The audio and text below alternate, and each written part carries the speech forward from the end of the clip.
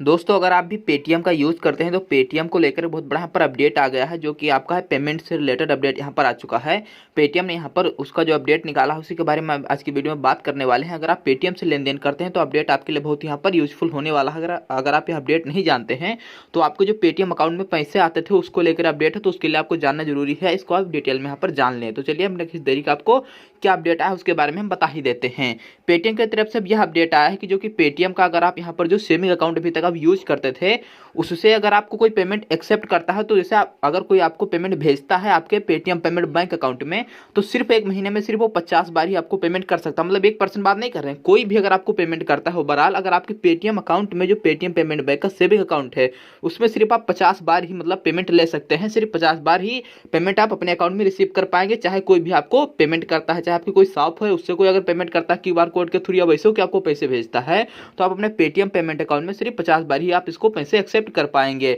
आगे हम ये भी बताएंगे कैसे आपका जो ट्रांजैक्शन है इसको कैसे आप बढ़ा सकते हैं। तो उसके लिए यहाँ पर पेटीएम जो ने यहाँ बताया है कि आपको जो पेटीएम पेमेंट्स बैंक का सेविंग अकाउंट है उसको आपको कन्वर्ट करके करंट अकाउंट में कराना होगा, तभी आपका पेटीएम जो पेमेंट पर जो 50 बार अगर आप महीने में पेमेंट लेते हैं तो आपकी लिमिट बढ़ा दी जाएगी, फिर पहले जैसे कर दी जाएगी। लेकिन अगर आप यह नहीं करते हैं तो आपको सिर्फ एक महीने में अपने अकाउंट में सिर्फ आप 50 बार ही पैसे एक्सेप्ट कर सकते हैं। इसके लिए पेटीएम ने बहुत से लोगों को यहाँ पर नोटिफिकेशन भी भेजा है। जो अपने पेटीएम पेमेंट बैंक में जाकर जो लॉगिन करते हैं तो उनको वहाँ पर नोटिफिकेशन दिखाई देता है, तो आपको चेक करना है। लेकिन हाँ, ये सबके लिए है, आपको ऐसा नहीं है कि आपने अपने अकाउंट में चेक किया आपको नहीं दिख रहा है तो आप सोचेंगे हमें तो दिख ही नहीं रहा, हमें इसकी क्या जरूरत है। इसको आपको यहाँ पर जानना है कैसे आपको अपना करंट अकाउंट ओपन कराना होगा। और कई लोगों में यहाँ पर क्वेश्चन आ रहे होंगे कि सर आप किसी भी बैंक का जब करंट अकाउंट आप लेते हैं तो पेटीएम में आपको सुविधा मिलती थी, इंटरेस्ट रेट आपको यहाँ पर मिलता था और भी आपको फैसिलिटी जो मिलती थी आपको सेविंग अकाउंट में, तो वह करंट अकाउंट में मिलेगी या नहीं उसको भी थोड़ा सा बता देते हैं।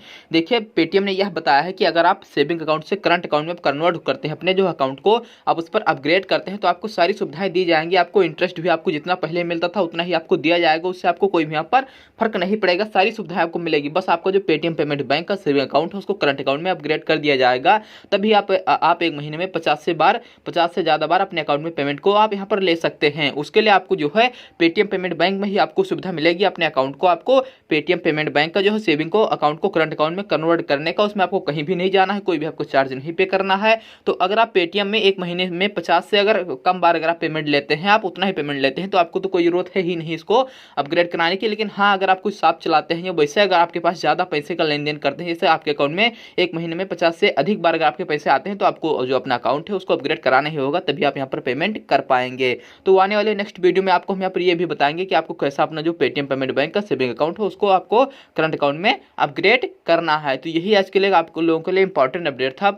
अगर इससे रिलेटेड आपके मन में कोई क्वेश्चन चल रहा तो उसे भी कमेंट कर सकते हैं, रिप्लाई हम जरूर देंगे। और बैंक से जुड़ी ऐसी अपडेट पाने के लिए हमारे चैनल को भी सब्सक्राइब करें, क्योंकि बैंक से जुड़ी ऐसी अपडेट आपको हमारे चैनल पर मिलती रहती है।